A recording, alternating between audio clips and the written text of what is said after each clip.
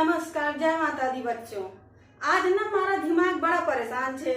वो बात यो भाई कि हमारे पड़ोस के जो भाई साहब थे वो अपने दो बच्चों को लेके हमारे पास आए और बोले मैम जी थारे को मारे बच्चों को गुणनखंड पढ़ाना है। अब जब मैं उन बच्चों को पढ़ाना शुरू की तो उन बच्चों ने कहा मैम जी हमारे को तो ना पढ़ना गुणनखंड, मेरे तो समझ में ना आवे। अब बताओ भैया इन बच्चों का मैं की करा? हाँ, ऐसे बच्चों के सामने तो अगर पकवान भरी थाली भी आ जाएगी ना तो बोलेंगे मैम जी मन ने तो ना खाना, ये भोजन पकवान तो मेरे मुंह में नहीं जा रहा है। तो मैंने तो उन बच्चों को संभाल लिया, लेकिन हमारी परेशानी का कारण वो बच्चे ना से। हमारी परेशानी का कारण तो ये छे कि कहीं आप तन्ने लोगों में तो ऐसे कोई बच्चे ना बैठे हो, इसीलिए मैंने तारे लोगों के लिए आज गुणनखंड का पाठ लेके आई हूँ। वैसे तो मैं जो भी चीजें आपको परिमेय संख्याओं पर संक्रियाएं पढ़ा रही सी वो तो मैंने पढ़ाऊंगी, लेकिन पहले आज मैं अगर तारे लोगों के बीच में भी ऐसे कोई बच्चे बैठे हों तो पहले उनकी भी कंफ्यूजन को दूर करनी है। जैसे मैंने उन दोनों बच्चों को संभाला, थारे लोगों को भी तो संभालना है ना कि कोई दिक्कत ना आए। हाँ, समझ रहे हैं बच्चों, ऐसे आप लोगों में कोई भी नहीं है। तो चलिए फिर भी अगर कोई बच्चा हो तो उसके लिए गुणनखंड कठिन ना पड़े, उसे आसानी से समझ में आए, तो आइए चलते हैं गुणनखंड समझते हैं। तो पहला ये जो गुणनखंड है हमारा पहला ये जो समीकरण है x² माइनस 12x प्लस 20, ठीक है। यहां पर हम एक लिख सकते हैं ना, एक लिख सकते हैं। ये हमारा किस प्रकार का समीकरण हुआ? इस प्रकार का व्यंजक हुआ ना। अब जैसे ये हमारा ax² है प्लस bx है और ये प्लस c है, ठीक है। अब जब दोनों की तुलना करते हैं तो हम क्या देखते हैं कि a बराबर क्या है हमारा 1 है, b बराबर -12 है और c बराबर 20 है। ठीक है बच्चों, ये है हमारा। और देखिए a ये हो गया, ये ax² प्लस को अगर बाहर ले ले इसको अंदर कर दे तो ये प्लस b बन गया ना, इसीलिए b को मैंने -12 लिखा है। ठीक है, समझ में आ रहा कि नहीं?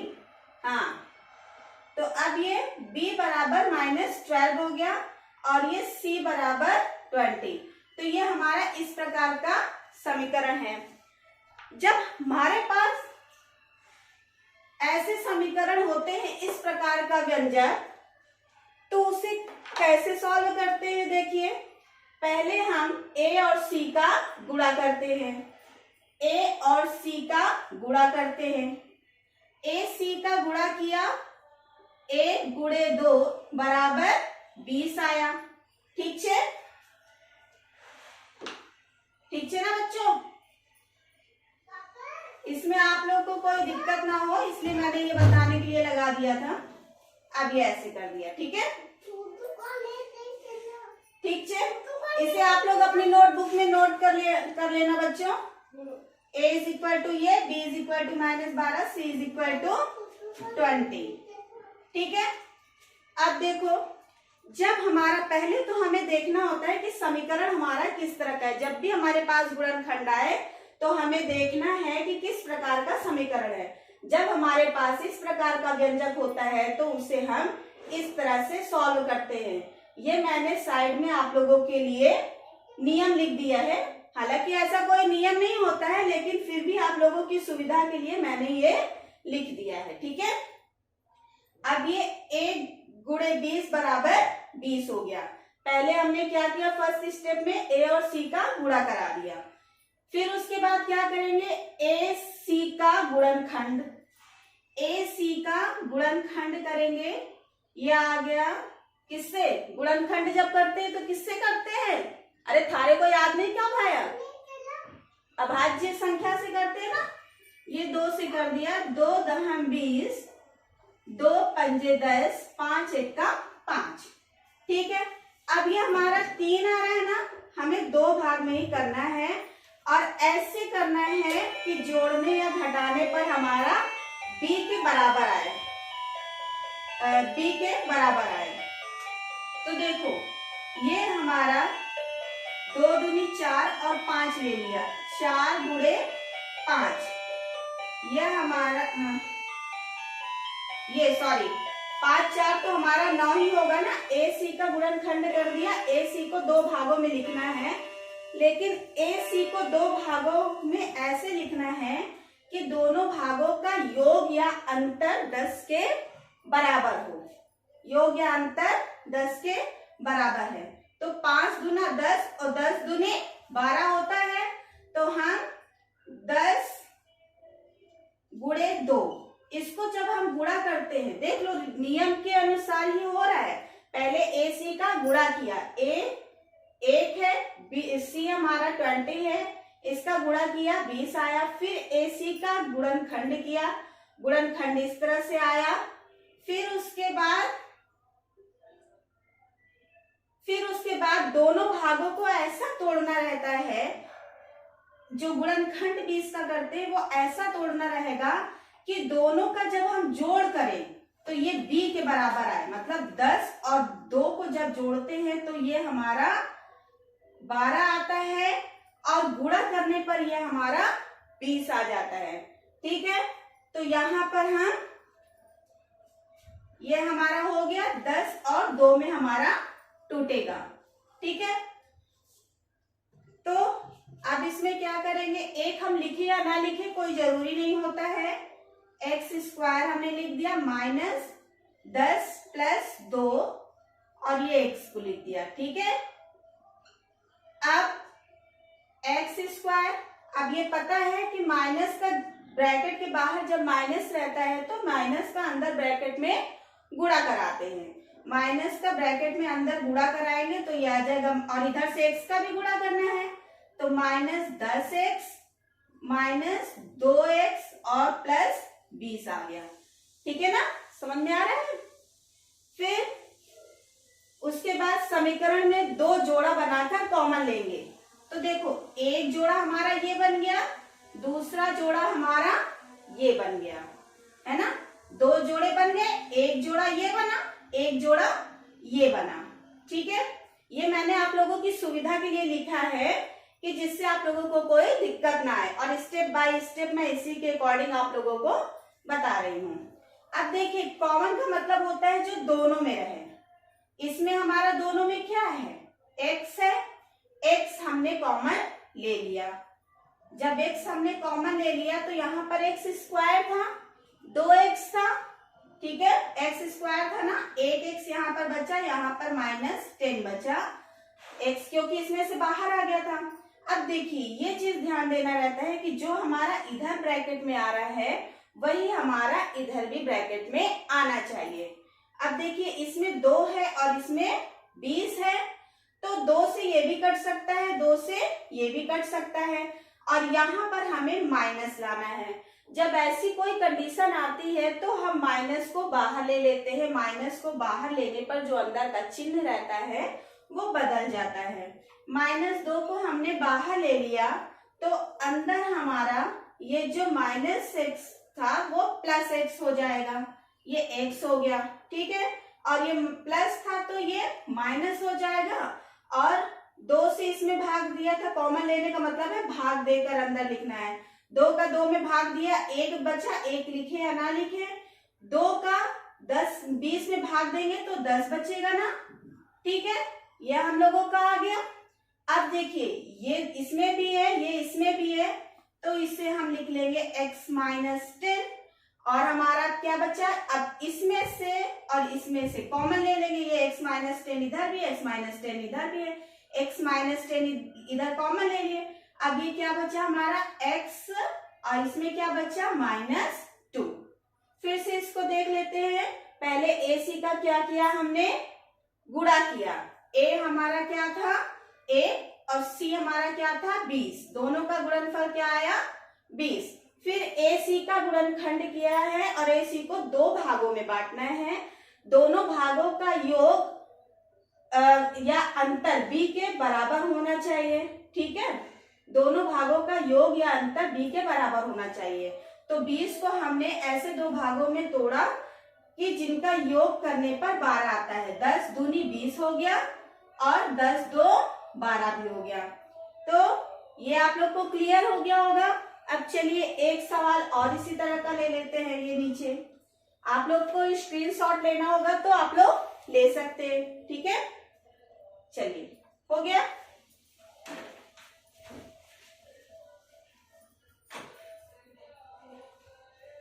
अब देखिए हमारे पास दूसरा सवाल है 4x plus 4x square plus 11x minus 20।